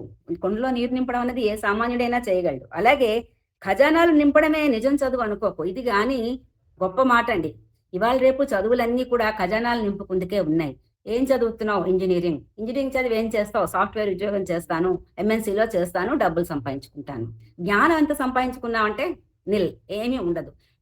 పిల్లలు అలాగే ఉన్నారు. పెద్దవాళ్ళు ముఖ్యంగా పిల్లల్ని పుట్టినప్పటి నుంచి, కడుపులో ఉన్నప్పటి నుంచి అమ్మా పిల్లడు ఇంజనీరా, డాక్టరా, రెండే. ఇప్పుడు డాక్టర్ కూడా లేదు, ఎందుకంటే దాని డబ్బులు లేవు, చివరి వరకు చదువుకోవాలని చెప్పి ఇంజనీరింగ్ మీద పడిపోతున్నారు అందరూ కూడా. అందువల్ల ఈ ఖజానాలు నింపడం అనేది నిజమైన చదువు కాదు సుమా అని చెప్తున్నారు. ఖగవిహారం ఆదర్శం గగన వీధి నెగి నీకు. నువ్వు ఆకాశమే హద్దుగా, నువ్వు అంతవరకు నీ జ్ఞానాన్ని పెంపొందించుకుంటూ నువ్వు పెరగాలి. రాయి నుండి అగ్గిరాల్చు ప్రతిభ నీది మర్చిపోకు. ఆది మానవుడు నిప్పుని రాళ్ళని ఒరిపిడి చేసి పుట్టించారు. ఆ తెలివితేటలున్న బుర్ర నీది, అంత చక్కటి జ్ఞానం నీకుంది. ఈ జ్ఞానం నీకుంది అన్నది ఆయన 3వ పాదంలో చెప్తారు. ఈ మొదటి రెండు ఆఖరి 4 కూడా నువ్వు ఇలా ఉండొద్దు, మొదటి 2 పాదాల్లో ఇలా ఉండొద్దు అన్నారు. తర్వాత 2 పాదాల్లో నువ్వు ఇలా ఉంటే బాగుంటుంది అన్నారు. అయితే అసలు జ్ఞానం అంటే ఏమిటి అంటే, జ్ఞానం అంటే కొత్తది స్వయంగా సృష్టించడం, అంతే కదండి. ఇప్పుడు ఆది మానవుడు చకుముకి రాయి నుంచి అగ్గి పుట్టించడం దగ్గర నుంచి ఈవేళ ఇలా మనం మనిషి ఒకళ్ళనొకళ్ళు కలుసుకోకుండా చూసుకోకుండా ఆన్లైన్లో పాఠాలు చెప్పుకోవడం ఏమిటి, ప్రసంగాలు చేసుకోవడం ఏమిటి, ఇదంతా కూడా మనిషి జ్ఞానం కి నిదర్శనాలే కదండి. ఇలాంటి జ్ఞానాభివృద్ధిని చేసే విద్యల్ని నువ్వు నేర్చుకో, ఖజానాలు నింపే విద్యలు కాదు అని ప్రబోధం చేస్తున్నారు ఈ ప్రపంచ పదిలో. ఇంకోటి, చక్రాలు లేకుండా నడవదు జానడైన వాహనం, వక్రాలు లేకుండా జరగదు వార్తా వ్యాఖ్యలకు కథనం. వ్యాప్తికి మోసేందుకు ఏదో కావాలి కదా లోకానికి, హామీలు లేకుండా బ్రతుకదు అరాచక పాలన, శౌర్యాలు లేకుండా పొసగదు సాహిత్య పరిశోధనం. ఇది ఇంకో ప్రపంచ పది. ఇందులో చక్రాలు లేకుండా నడవదు జానడైన వాహనం, అది తెలుసు. మామూలు పెద్ద పెద్ద మోటార్ బైక్లు, కార్లు, ఏరోప్లేన్లు కూడా, వాటి దగ్గర నుంచి పిల్లలు ఆడుకునే ఈ 3 చక్రాల ఇవి డిప్పలేవో పెట్టుకుని తోసుకునే బళ్ళ వరకు కూడా ఆ చక్రం అన్న ఒక సాధనం ఉంటే గానీ ఆ బండి అనేది తొయ్యబడదు, అది అందరికీ తెలిసిందే. వక్రాలు లేకుండా జరగదు వార్తా వ్యాఖ్యల కథనం. ఇది పత్రికా రంగానికి ఒక చొరకండి. నిజమే కదా, స్వతంత్ర దేశంలో చావు కూడా పెళ్లి లాంటిదే బ్రదర్ అన్నారు ఆనాడే. ఒక పేదవాడు చనిపోతే ఎవరికి ఏమీ తెలీదు, ఏమీ అక్కర్లేదు. కానీ ఒక గొప్పవాడు చనిపోతే అది పెళ్లిలాగా ప్రపంచం అంతా కూడా తెలుస్తుంది, చాలా ఘనంగా సెలబ్రేట్ చేస్తారు. ఇలాంటివన్నీ కూడా అంటే ఎలాగా, వాడి దగ్గర ధనం ఉంది కనుక వార్తా వ్యాఖ్యలన్నీ కూడా వార్తాహారులందరూ వాళ్ళ దగ్గరే ఉంటారు. ఆ వ్యాఖ్యలన్నీ మనకి పత్రికల్లో వస్తాయి. అలాగే హామీలు లేకుండా బ్రతకదు అరాచక పాలన, అంతే కదా. ఇవాళ రేపు మనం చూస్తున్నాం, ఏ పార్టీ అయినా అధికారంలోకి రావాలి అంటే ముందు ప్రజలకి హామీలు ఇవ్వాలి. నీకు ఎదిస్తాం అదిస్తాం, నీకు ఒకళ్ళు నవరత్నాలంటే, ఒకళ్ళేమో పచ్చల పథకాలంటే, ఒకళ్ళేమో 100 వరహాలంటే, ఏవో అన్ని మొత్తంకి మనం కట్టే పన్నుల్లోంచి దోచుకొని వాళ్ళకి ఇచ్చేవే. ఇవేమి వద్దు, మేము సుపరిపాలన అందిస్తాం, మాకు ఓటేయండి అంటే వీళ్ళకి ఓటు వేయరు, వాళ్ళు అలా అడగనూ లేరు. ప్రస్తుతం పరిస్థితి అలా ఉంది. శౌర్యాలు లేకుండా పొసగదు సాహిత్య పరిశోధన, ఇదొకటి కూడా చాలా నిజమండి. సాహిత్యం పరిశోధన చేయాలంటే ఉదాహరణకి ద్రాక్షారామం గుడిలో ఒక శిలాశాసనంలో దొరికింది. విశాఖపట్నం ఆ వైశాఖేశ్వరుడు ఉన్నారు, ఆ వైశాఖేశ్వరుడు పేరు మీద ఇది విశాఖపట్నం అని పేరు వచ్చింది అని ద్రాక్షారామం గుడిలో ఒక దీపస్తంభాన్ని ఆ దేవుడికి సమర్పించుకుంటున్న ఒక శ్రేష్ఠి అక్కడ రాయించుకునే శిలాశాసనంలో దొరికింది. ఇది సాహిత్య పరిశోధన చేస్తేనే కదండి తెలిసింది. సాహిత్య పరిశోధనలో ఒక్కొక్కసారి నిజాలని బయట పెట్టాలి అంటే ఎంతకైనా తెగించవలసి వస్తుంది. ప్రాణాలను కూడా వెరకుండా ముందడుగు వేసి ధైర్యంగా శౌర్యంగా చూపిస్తూనే సాహిత్య పరిశోధనలు చేయాలి. కానీ అలాంటి సాహిత్య పరిశోధనలన్నీ ఇవాళ రేపు ఈనాడు ఆదివారం కథల మీద, స్వాతి సరసమైన కథల మీద జరుగుతున్నాయట. అది ఎంత హాస్యాస్పదంగా, ఎంత చులకనగా అయిపోయిందండి పరిశోధన అన్నమాట. దానికి రచయిత బాధపడుతున్నారు. మధ్యలో 3వ పాదం చూడండి, వ్యాప్తికి మోసేందుకు ఏదో కావాలి కదా లోకానికి. ఇది నిజంగా ఎంత నిజమండి. అది మగ ఆడ తేడా లేదండి. ఈ మాట వినంగానే నాకు కలెక్టర్ జానకి అని ఒక సినిమా నా చిన్నతనంలో వచ్చింది. అందులో ఒక నాయకుడు ఒక గుడిలో కలుసుకుని, అతని ఫ్యామిలీతో అతను, ఈవిడ ఫ్యామిలీతో ఈవిడ గుడికి వెళ్తారు, అంతే జరుగుతుంది, ఇంకేం లేదు. కానీ వాళ్ళిద్దరూ గుడికి వచ్చారు అని మాట ఇంకొకరికి చెప్పిన ఒక మనిషి ఉంటారు కదా, ఆ మనిషికి ఈ వార్త మోగి తిరిగి ఎలా వస్తుందంటే, ఇతని భార్యని వదిలేసి ఇతను, ఆవిడ భర్త పిల్లల్ని వదిలేసి ఆవిడ, వీళ్ళిద్దరు కలిసి చట్టాపట్టాలు వేసుకు వెళ్ళిపోయారు అని ఎవరైతే వాళ్ళిద్దరు గుడిలో నేను వాళ్ళని చూశాను అని చెప్పిన మనిషికి ఆ వార్త అలా వస్తుందన్నమాట. వ్యాప్తి మోసేందుకు ఏదో ఒకటి కావాలి కదా లోకానికి అన్నది ఇది చాలా గొప్ప ఉదాహరణ. ఆనాటికి నా చిన్నతనంలో వచ్చిన సినిమా, కానీ ఈనాటికి అంతకంటే గొప్ప ఉదాహరణ మాత్రం నాకు దొరకలేదు. చాలా బాగుంటుంది. తర్వాత ఇంకో ప్రపంచ పది, విరజా నది చేరిన విడదేం ఆ బులుపు, తనువంతా వాడిన చనదేం ఆ బలుపు, నడిమి వచ్చు పౌరులతో నాణ్యాలను కోల్పోకు. మలినము వీడి స్వచ్ఛంగా మనదేం ఆ తలపు, పడిపోయేదాకా చెడి విడవేం ఆ కొలువు అని హెచ్చరిస్తున్నాడు. నువ్వు వైకుంఠంలో విరజానదిని చేరినా కూడా ఇంకేదో కావాలని ఆ బులిపింత నీకెందుకు పోదు అంటారు. అలాగే ముసలితనం వచ్చి తనువంతా రోగాలతోటి ముసలితనంతో పుచ్చిపోయి వాడిపోయింది, అయినా సరే నీకేంటి ఆ బలుపెందుకు, నువ్వు ఇంకా ఎందుకు నిన్ను నువ్వు తెలుసుకోవటం లేదు అంటారు. అలాగే నాణ్యమైన బతుకును బతకకుండా అలా పొగరుతోటి బులిపింతలతోటి ఉండొద్దంటారు. మలినము విడి స్వచ్ఛంగా మనదేం ఆ తలుపు, చచ్చే వయసుకు కూడా ఇంకా నీ మనసులో మాలిన్యం వదలటం లేదు, ఇంకా స్వచ్ఛంగా నీ తలుపులు ఉండటం లేదు, అలా ఉంచుకో. పడిపోయేదాకా చెడి విడవేం ఆ కొలుపు, నువ్వు పడిపోయే వరకు కూడా ఇలాంటి చెడుగు కొలుపుల్లోనే ఉంటూ దాన్ని విడి రావా, మనసుని స్వచ్ఛంగా ఉంచుకుందుకు ప్రయత్నించవా అంటూ నడిమి వచ్చు పౌరులతో నాణ్యాలను కోల్పోకు అని హెచ్చరిస్తున్నారు. ఈ వచ్చే నడమంత్రపు సిరితోటి వచ్చే ఈ బులుపు బలుపు వీటన్నిటితోటి కూడా నువ్వు నాణ్యమైన బ్రతుకును మాత్రం కోల్పోవద్దు సుమా అని హెచ్చరిస్తున్నారు. ఇంకో ప్రపంచ పది. ఈ మెతుకును కతికిన క్షణం ఆ చితికిన బ్రతుకులు తలుచుకో. ఈ పృథివిని మెట్టిన క్షణం ఈ మెతుకును కతికిన క్షణక్షణం ఆ చితికిన బ్రతుకులు తలుచుకో. ఈ పృథివిని మెట్టిన క్షణక్షణం ఆ పేగుల నలిగిడి తలుచుకో. ఢిల్లీ పీఠమ్మును ఏలినా గల్లీలోనే నీ తొలి అడుగు. ఈ సంపద బొక్కే క్షణక్షణం ఆ జనముల గోసను తలుచుకో. ఈ రెక్కలు నిక్కిన క్షణక్షణం ఆ చిక్కిన ముదివిని తలుచుకో. ఇది ఎంత గొప్ప ఎంత గొప్ప సందేశం అండి ఇది. మనం తినే ప్రతి మెతుకు తింటున్నప్పుడు ఆ మెతుకు మన నోటి వరకు రావడానికి ఎన్ని బతుకులు అక్కడ చితికి ఉంటాయి. విత్తనం వేసి పండించి శ్రమదమాదలు కోర్చి విపరీత వాతావరణాన్ని ఎదుర్కొని పండించిన రైతు దగ్గర నుంచి ఆ పంటని దళారుల చేతిలోంచి తప్పించి యార్డుకి చేర్చే వరకు ఆ యార్డులోంచి మళ్ళీ ఈ వ్యాపారస్తులు అంతా చేసుకొని మన చేతికి వచ్చేటప్పటికి వాళ్ళకి ఆ చిట్ట చివర ఉన్న వాళ్ళకి చిరిగిన బతుకులేనండి. ఈ దళారులు తినేస్తారు, వ్యాపారస్తులు తింటారు, కానీ భూమిలో విత్తనం వేసి పంట వేసిన వాడికి చిదికిన బతికే అవుతుంది. నువ్వు ఈ 4 వేళ్ళు నోట్లో పెట్టుకుంటున్నప్పుడు ఆ రైతుని తలుచుకో. నీకు అన్నాన్ని రావడానికి ముఖ్యమైన వాళ్ళని తలుచుకో. అలాగే ఈ పృథివిని మెట్టిన క్షణక్షణం ఆ పేగుల నలిగిడి తలుచుకో. నీ పుట్టుకకి ఎంత మదనపడి ఆ పేగుల్ని నలుపుకొని నీ తల్లి నిన్ను కని ఉంటుంది. నువ్వు ఈ భూమి మీద నడుస్తున్న క్షణం కూడా అది నువ్వు గుర్తుంచుకో. అయ్యో, నా తల్లి అంత కష్టపడితే ఆవిడ గర్భంలోంచి నేను బయటకు వచ్చాను కదా, అందుకని నువ్వెప్పుడు కూడా ఆ తల్లికి కృతజ్ఞుడవై ఉండు. అలాగే ఈ సంపద బొక్కే క్షణక్షణం ఆ జనముల గోసను తలుచుకో. ఈ సంపదలో పెరిగి పెద్దవాడవయ్యావు, ఒక అధికారి అయ్యావో, రాజకీయ నాయకుడు అయ్యావో, సంపద వస్తుంది. నీకు ఈ సంపద ఎలా వచ్చింది? నువ్వు ఉత్తినే ఇలా చేసేసుకోవు కదా, ఎక్కడికో వెళ్ళి ఏ సముద్రంలోంచి వెతికేసుకోవు, ఏ గనుల్లో తవ్వేసుకోవు.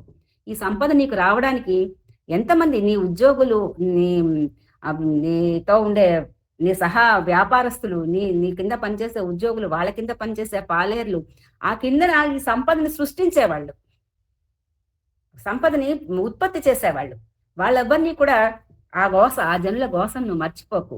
ఈ సంపదతో ఇవాళ నువ్వు ఉన్నావు అంటే వాళ్ళ తాలూకా శ్రమ ఫలితమే సుమా ఇది. వాళ్ళని నువ్వెప్పుడు కూడా ఏడిపించద్దు, ఆ ఘోషను నువ్వెప్పుడు బుర్రలో ఉంచుకో అంటూ ఈ రెక్కలు నిక్కిన క్షణక్షణం ఆ చిక్కిన ముదిమిని తలుచుకో అంటారు. రెక్కలు నిక్కిన అంటే వయసు వచ్చింది, నీకు రెక్కలు వచ్చాయి, కానీ నీకు రెక్కలు వచ్చే వరకు నిన్ను గుండెల్లో పొదువుకొని సాకిన ఇప్పుడు ముసలైపోయిన నీ తల్లిదండ్రుల్ని ఒకసారి తలుచుకో. ఇదొకటి ఉంది. ఇంకోటి ఏమిటి చెప్పుకోవచ్చు అంటే, ఈ రెక్కలు నిక్కి నువ్వు ఎగురుతున్న సమయంలోనే నీ ముసలితనాన్ని కూడా నువ్వు గుర్తుంచుకో. ఢిల్లీ పీఠమును ఏలినా గల్లీలోనే నీ తొలి అడుగు. ఇది నువ్వు మర్చిపోకుండా బుర్రలో పెట్టుకున్నావు అనుకో, నువ్వు ఢిల్లీ పీఠమును ఏలినా నీ అడుగు గల్లీలోనే ఉంది సుమా. అంటే నీ మూలాల్ని నువ్వు మర్చిపోకుండా నువ్వు మసలుకున్న నాడు నీ వృద్ధాప్యం కూడా నిన్ను బాధించదు అని ఒక చక్కటి సందేశాన్ని ఈ ప్రపంచ బదులు ఇచ్చారు. వెతుకుతావేం వేల్పు కోసం, చితిని పేర్చుచు చెట్టు కోసం, మనిషి తనమిట మాసిపోయాను. ఎంత చక్కటి పదప్రయోగం. తపము కాంచని దానికోసం, చేత విరపని దాత కోసం అంటారు. నువ్వేమో చెట్టుకు నిప్పు పెట్టేస్తున్నావు, నీ ప్రాణానికి ఆధారమైన చెట్టుని నువ్వే తగలెట్టేస్తున్నావు. అలాగే చెయ్యి విరిచి దానం చేయటం లేదు. కానీ నీకు దేవుడు కావాలి. నువ్వు ఎంత తపస్సు చేస్తే మాత్రం నీకు ఆ దేవుడు కనిపిస్తాడు. నువ్వు మనిషితనాన్ని మంట పెట్టేసుకున్నావు, మాపేసుకుని తపస్సు చేస్తే మాత్రం నీకు దేవుడు ఎందుకు కనపడతాడు? నువ్వు నీ చుట్టూ ఉండే ప్రకృతిని తగలపెట్టేసుకుంటున్నావు, సాటి వారికి సాయం చేసే గుణాన్ని పోగొట్టుకున్నావు. నువ్వెంత దేవుణ్ణి వెతికితే మాత్రం, నీకు ఎంత తపస్సు చేస్తే మాత్రం నీకు ఎందుకు దేవుడు కనిపిస్తాడు? నువ్వు ముందు మనిషిలా ఉండు. మనిషితనమిట మాసిపోయాను. ఎంత చక్కటి పదప్రయోగం అండి, చాలా మంచి మాట.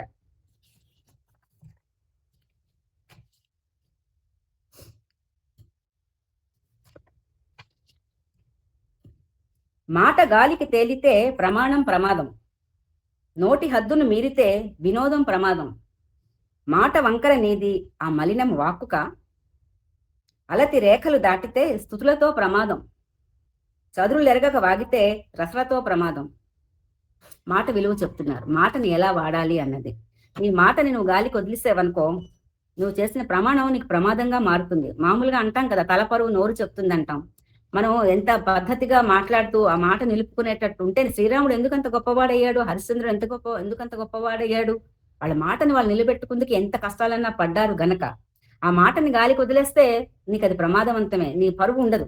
అలాగే నోటి హద్దును మీరితే వినోదం ప్రమాదం. నలుగురు కూర్చుని ఫ్రెండ్స్ మాట్లాడుకుంటున్నప్పుడు ఏదో హద్దు మీరు మాట్లాడితే ఆ వినోదం కాస్త వివాదం అయిపోయి ప్రమాదంగా కూడా మారుతుంది. ప్రాణాలు తీసుకున్న సంఘటనలు కూడా ఉన్నాయి. కానీ ఇక్కడ ఒక మంచి చమత్కారం చెప్పారు గురువు గారు 3వ పాదంలో. మాట వంకర నీదైతే ఆ మలినం వాక్కుకిస్తావంటే వాడు నోరు మంచిది కాదంటాం. వాడు బాగా మాట్లాడలేదు అని అన్నం ఎవరం, వాడు నోరు మంచిది కాదు అంటాం. ఆ మాట ఇక్కడ చెప్తున్నారు. మాట వంకర నీదైతే ఆ మలినాన్ని వాక్కు కంటిస్తున్నావా అంటారు. అలాగే అలతి దాటిన స్థుతులతో అలతి దాటితే స్థుతులు కూడా ప్రమాదమే అంటారు.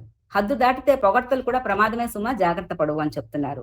అలాగే హద్దులు తెలియకుండా వాగితే నాలికకు కూడా ప్రమాదమే. ఇక్కడ కూడా అంతే, నాలిక ఏదో నరలేని నాలిక వాగితే దవడపళ్ళు రాలుతాయి అంటారు. ఇక్కడ కూడా నాలికతో వాగితే, నాలిక మాట్లాడితే దవడ వాస్తుంది. అలాగే నోటుకొచ్చినట్టు మాట్లాడితే వాక్కుకి మన మనసుకు వచ్చినట్టు మాట్లాడితే ఆ మలినం అంతా వాక్కుకి ఇస్తున్నారు. అలా కాకుండా నువ్వు మాటని నోటిని అదుపులో పెట్టుకొని చక్కగా మితంగా మాట్లాడితే ఎంత బాగుంటుందో అని చెప్తున్నారు. ఇంకొక ప్రపంచపది.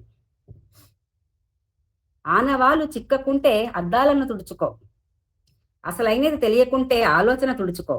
మసక చూపు మనది, నిజం కొస ఎట్లా కనబడుతుంది? కంటి ముందుదే జగత్తు కాదన్నది తెలుసుకో, కొలవలేవు దిశలు మనిషి కొద్దితనం తెలుసుకో. అంటే నువ్వు ముందు తెలుసుకో.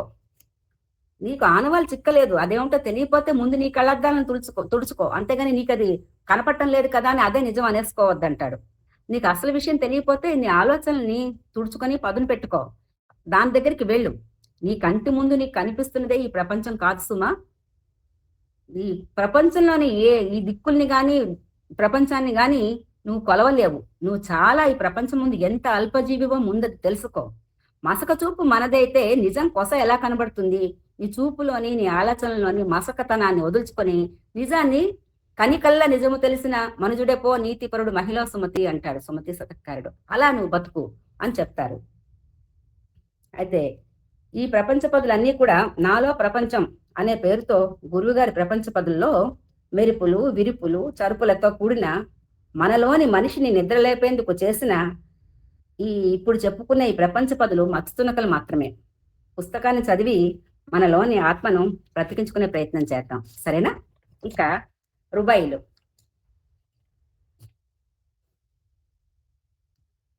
ఇవి కూడా లయాత్మక కవితలే. ఇవి పారసీకరణించే మనకి దిగుమతి అయింది. 4 పాదాలు ఉంటాయి.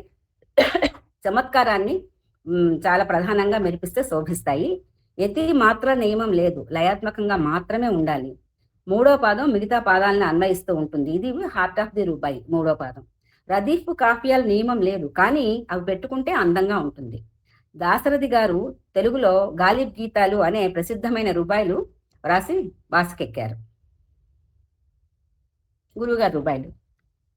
ఊపిరి ఆగేటప్పుడు జగమంతా ఏడవాలి, ఊపిరి సాగేటప్పుడు ఊళ్ళన్నీ మురవాలి. సుధ త్రాగక మిత్తి లేని నరదైవం నీవైతే ఊరుకొకటి కాదు నగరు గుండె గుండె కావాలి. మనిషి ఎలా బతకాలో చెప్తున్నారు ఈ రూబాయిలో. నువ్వు నీ ఊపిరి ఆగిపోతే జగమంతా ఏడవాలి, అంతేగాని అమ్మయ్య చచ్చిపోయాడు మనం బతికిపోయాం అనుకోకూడదుట. అలాగే నీ ఊపిరి సాగితే ఊళ్ళన్నీ మురవాలి. అబ్బా ఈ మనిషి ఉన్నందుకు ఊళ్ళన్నీ ఎందుకు మురుస్తాయి, వాళ్ళకేదో ఉపకారం, ఆ ఊరికేదో మంచి చేస్తేనే కదా అవి మురుస్తాయి, అలా బతకమంటున్నారు. సుధ త్రాగక మిత్తి లేని నరదైవం నీవైతే, అంటే అమృతం తాగకుండానే జీవన్మృతులు అంటారు కదా. అలాగా మనం చనిపోయి కూడా భూమి పైన ఎప్పుడు బతుకుంటాం? అమృతం తాగకపోయినా సరే నరుడే దేవుడిగా మారినప్పుడు. నరుడే దేవుడిగా ఎప్పుడు మారుతాడు? మనం చచ్చిపోయినప్పుడు ప్రపంచం అంతా అయ్యో వీడు చచ్చిపోయాడే అనుకోవాలి, లేకపోతే ఈమె చచ్చిపోయిందే అనుకోవాలి. అలాగే మనం బతుకున్నప్పుడు ప్రపంచం అంతా మనం చూసి మురవాలి, వీడు వస్తే మనకు మంచి జరుగుతుంది, లేకపోతే ఈమె వస్తే మనకు మంచి జరుగుతుంది అని అనుకోవాలి. ఆ రకంగా మనం బతకాలి. అలా బతికినప్పుడు ఊరికొకటి కాదు, నగరు గుండె గుండె కావాలి. అప్పుడు నీ గుండె, నువ్వు బతికి మనిషితనం నీలో ఉన్నప్పుడు, నువ్వు చనిపోయి కూడా సుధ తాగక కూడా బతికినప్పుడు నీ గుండె ఎక్కడుంటుంది?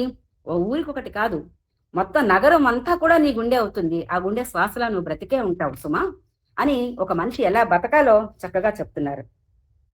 గురువుగారు రుబాయిల్లో కూడా ఒక సరసమైన రుబాయి రాశారు, అది చూద్దాం.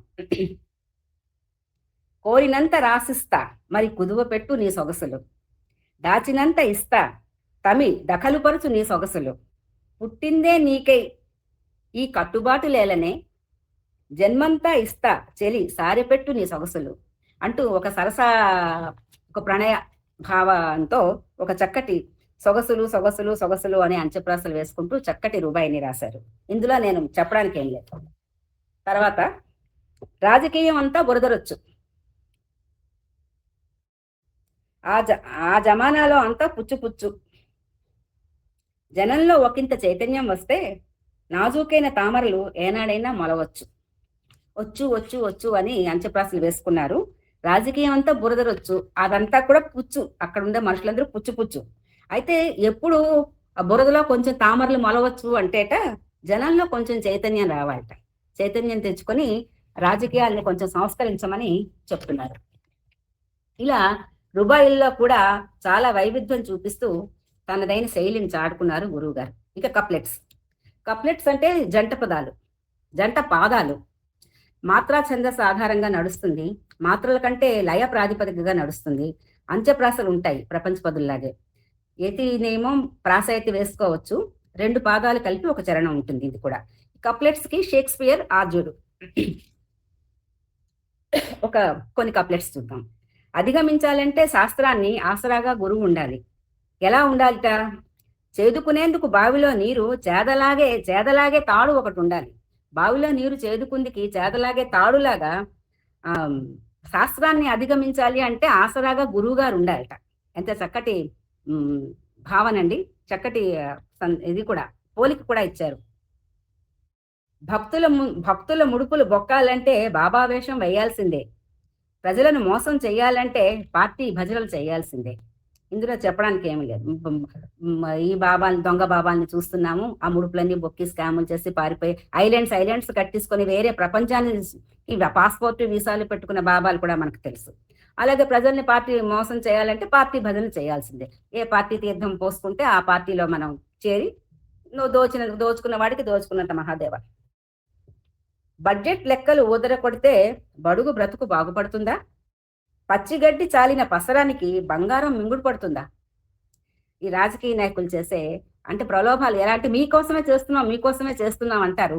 కానీ ఇది వింటున్నప్పుడు ఎలా అనిపిస్తుంది అంటే, ఆ మధ్యన మన అణ్వస్త్ర పరిశోధనలు చేస్తున్నారు అన్నప్పుడు ఒక స్లోగన్ వచ్చింది, అణ్వస్త్రాలు మాకెందుకు, ముందు అన్నవస్త్రాలు ఇవ్వండి అని చెప్పి. ఇప్పుడు ప్రజలకి ముందు కూడు గుడ్డ నీరు అలాంటివి ఇవ్వకుండా అణ్వాయుధాలని అణ్వస్త్ర అంటే దీనికి కూడా ఇంకొక వాదన ఉందిలేండి మనం, కానీ చెప్పుకుంది. ముఖ్యంగా ప్రాథమిక అవసరాలు తీరేకే కదా ఏదన్నా మనిషి బతికి బట్ట కడితే కదా మనం రక్షించుకోవడం అన్నది వస్తుంది, అది చెప్తున్నారు. ఇలాగా కప్లెట్స్ లో మంచి మంచి సందేశాలను, సామాజిక అంశాలను, రాజకీయాలను ఎత్తి చూపించారు. భావావేశం సహజ వనరులుగా భాషించే చక్రవర్తి గురువు గారు వారి భావ స్ఫోరకాలను అణు విస్ఫోటకాలుగా మన ముందు ఈ కప్లెట్స్ ఉంచారు. ఇక బాలల కొలువు అండి. బాలల కొలువు అన్నది వీరి 5వ ప్రక్రియ. ఈ బాలల కొలువు అన్నది ఒకటే ఒక దీర్ఘ కవిత, 1000 పాదాల దీర్ఘ కవిత, లయాత్మకంగా ఉంటుంది. ఇది మనకి చిన్నపిల్లల్ని ఉద్దేశిస్తూ రాస్తారనమాట. అంటే ఆయన బంగారు బాలల కోసమే ఈ కవిత రాశారు. వారి బంగారు భవితని గురువుగారు కలగన్నారు ఈ దీర్ఘ కవితలో. ఎలా అంటే మొట్టమొదటి ఇదే, ఆశా సౌదపు ఛాయల్లారా, అచ్చపు తుహినపు తునకల్లారా, కరగని కప్పరపు పలుకుల్లారా, తరగని అరుణిమ కాంతుల్లారా అంటూ ఈ బాలల కొలువుని వారు ప్రారంభిస్తారు.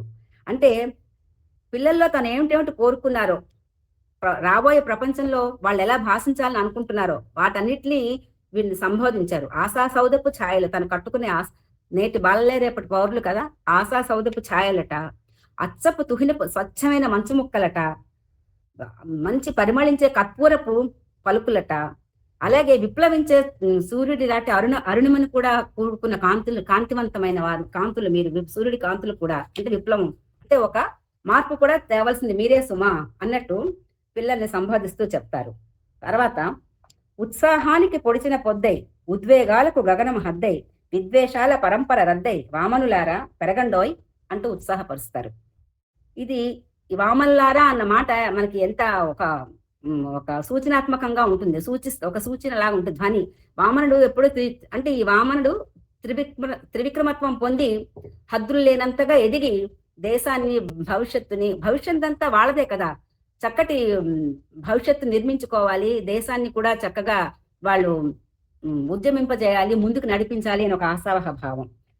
అలాగే పచ్చగా బతికే ప్రశాంత సీమను భగ్నం చేసే వ్యాపారాలను ఆబోతులే కుళ్ళబొడవాలి, అడవి దున్నలే కుమ్మాలి అంటూ పిల్లల్ని ఉద్వేగపరుస్తారు.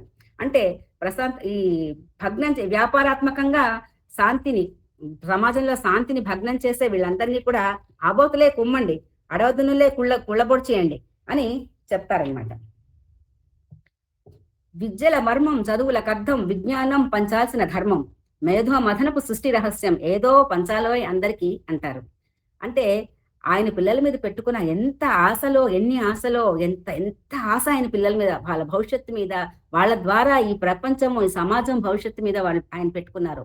విద్యల మర్మం చదువులకు అర్థం, విజ్ఞానం పంచాల్సిన ధర్మం. ఇందాక మనం చెప్పుకున్నాం ఏంటిది, ఖజానాలు నింపుకుందికే చదువులు కాదు అని ప్రపంచ పదుల్లో చెప్పుకున్నట్టు, విజ్ఞానం పంచాల్సిన ధర్మం చదువుకుంది.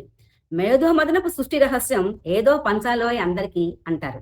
మేధోమదనం చెయ్యి, సృష్టి రహస్యాన్ని తెలుసుకో, ఇప్పటికింకా మనం తెలుసుకోలేకపోతున్నాం, తెలుసుకొని అది నువ్వు అందరికీ పంచి, విజ్ఞానాన్ని పంచి విజ్ఞానవంతులు అవ్వండి, మీరందరూ చైతన్యమూర్తులు అవ్వండి, ఈ ఇంజనీర్లు డాక్టర్లు అంటూ ఇక్కడే కూలబడిపోకండి అని పిల్లల్ని ఉత్సాహపరుస్తున్నారు. తర్వాత ఇంకా ఆఖరిగా బాల సముద్రం పాల సముద్రం ప్రచండ ఘోషల ఉరిమింది, అభ్రచఠాస్త గర్భాలన్నీ అధోలోకపు అభద్రతలన్నీ, అభంగ తరంగ విస్ఫోటంలో ఆలోచింపక పారేయండి, అభంగ తరంగ విన్యాసంలో శుభస్నాతులే మరలండి అని పిల్లలకి చెప్తారు. ఈ బాల సముద్రం అనేది పాల సముద్రం, అది ప్రచండ ఘోషలతో ఉరిమిందిట. ఈ గర్వాలన్నీ కూడా, ప్రపంచంలో ఉండే గర్వాలని, అధోలోకపు అభద్రతలన్నీ, ఇవన్నీ కూడా శ్రీశ్రీ మాటలు గుర్తొస్తాయి, శైశవ గీతి గుర్తొస్తుంది మనకి. అధోలోకపు ఇవన్నీ కూడా, అధో జగత్తు, ఇవన్నీ కూడా శ్రీశ్రీ గారి పదబంధాలు, అవన్నీ ఇక్కడ మనకు గుర్తొస్తాయి. ఈ అధోలోకపు అభద్రతలన్నీ కూడా ఈ అభంగ తరంగ విస్ఫోటంలో ఆలోచింపక పారేసి ఆ అభంగ తరంగ విన్యాసంలో శుభ్ర స్నాతులై మరలండి, చక్కగా శుచిగా ఒక కొత్త ప్రపంచాన్ని బాలల కోసం వీరు నిర్మించుకుని ఒక మంచి ప్రపంచాన్ని, ఒక మంచి సమాజాన్ని బాలల ద్వారా ఆశిస్తూ వాళ్ళ కోసమని వాళ్ళని మేల్కొల్పుతూ రాసిన ఈ దీర్ఘ కవిత కూడా ఒక చక్కటి దయాత్మక కవిత అండి. ఇక మంచి చదువరైన మన చక్రవర్తి గురువు గారు వారు చదివిన జ్ఞానాన్నంతా తనలోనే ఉంచుకోలేదు. అదో సినిమాలో చెప్పుకుంటూ అమ్మో దాచుకుంటే లావైపోతాం అన్నట్టు దాచుకోకుండా ఆ జ్ఞానధారలన్నింటినీ కవిత్వీకరించి రసవాహినిలుగా మనకు అందించారు. ఆ వాహినుల్లో ఈదుకున్న వారికి ఈదుకున్నంత, తోడుకున్న వారికి తోడుకున్నంత, చేదుకున్న వారికి చేదుకున్నంత. చక్రవర్తి గారిని ప్రయోగ చక్రవర్తిగా, సామూహిక చక్రవర్తిగా అభివర్ణిస్తూ వారికి హృదయపూర్వక నమస్సుమాంజలిని అర్పిస్తూ శ్రీ శంకర గోపాలయ్య గారు ఏం చెప్తున్నారంటే, తనదైన శైలిని ముద్రని గాఢంగా వేసి చిక్కని కవితలను వ్రాసిన ఈ కవిగారి కృషికి తగ్గ గుర్తింపు రాలేదని వారు అభిప్రాయపడ్డారు. వీటిని ప్రజాబాహుళ్యంలోకి తీసుకువెళ్ళి చక్కగా ప్రజల మధ్య ఇంత ఉత్తేజపూర్వకము సందేశ పూర్వకము అయిన ఈ రచనలన్నీ కూడా ప్రజాబాహుల్యంలోకి తీసుకువెళ్లే గురుతర బాధ్యతను వారి శిష్యులైన మనందరి మీద ఉంది అని గుర్తు చేస్తూ వారు చేసిన ఈ ప్రసంగాన్ని ఈరోజు పునరవలోకనం చేసుకునే అవకాశాన్ని నాకు ఇచ్చినందుకు కార్యవర్గ నిర్వాహక బృందానికి అందరికీ ధన్యవాదాలు చెప్తూ స్వస్తి. ధన్యవాదాలు అక్కయ్య. గురువు గారి రసాత్మక భావాలని పంచే క్రమంలో ఆ రస ప్రవాహంలో మమ్మల్ని కూడా ముంచేశావు. నిజానికి నాకు ఏమనిపించిందంటే ఏమో శంకర గోపాల్ గారిది అయితే నేను వినలేదు. మీరే చక్కటి ఒక గంట గజల్కే కేటాయించేస్తే ఎంత బాగుండేది అనిపించింది. ప్రతిదానికి ఒక్కొక్క గంట కేటాయించి చక్కగా చెప్పేస్తే మీదే ఒక 4 రోజులు 4 శనివారాల ప్రసంగం అయి ఉండేవి అనిపించింది. ఇంకా వాటిని బలపరుస్తూ మధ్యలో మీరు పాటలు పాడుతూ ఒక ప్రవాహం ఎంత చక్కగా అనిపించిందో. వానాలోన తడుస్తుంటే వాళ్ళ పేద పుడుతుంది, దానికి చిటపట చినుకులు అని చెప్తూ మీరు గజల్స్ లో ప్రణయ గజల్స్, వేదాంత గజల్స్, ఈ ప్రేమతత్వం గురించి అలా సపరేట్ చేస్తూ చక్కగా ఒక గంట ప్రత్యేకించి గజల్స్ కి చేస్తే ఇంకా బాగుండేది అని నాకు అనిపించింది. అది కూడా మీరు ట్రై చేయొచ్చు ఈసారి. ఒక మొత్తం ఈ గజల్స్ కే కేటాయించి ఎంత భావనలో ఆ ఫీలింగ్స్ ఎలా వస్తాయంటే మీరు కూడా అందులో కవితో పాటు మనం కూడా సముద్రంలోకి మునిగితేనే వెలికి తీయగలం ఆ ముత్యాలని. ఖచ్చితంగా మీరు కూడా ఎంత కృషి చేశారో, ఎంత తపస్సు చేశారో వాటిపై మీ భావాల ద్వారా తెలుస్తుంది. చాలా చక్కగా చెప్పారు. మదికి ముడి వేస్తే ప్రపంచం ఒక గది అవుతుంది. ఆ గురువు గారు చెప్పిన దాన్ని మీరు ఎలాబరేట్ చేయడం చాలా చక్కగా అనిపించింది. చాలా చక్కగా చెప్పారు అక్కయ్య. ధన్యవాదాలు. పలుకు తొయ్యలి భవ్య రూపము తెలుగు తల్లికి వందనం. మార్గదేశీ సమ్మిళత్ బహు ప్రక్రియాభకు వందనం. సత్కవీశ్వర కల్పనారస దివ్య జలధికి వందనం. భావనా ప్రియ హృత్సరసు విహారి హంసికి వందనం. భావనా ప్రియ హృత్సరసు విహారి హంసికి వందనం. భావనా ప్రియ హృత్సరసు విహారి హంసికి వందనం.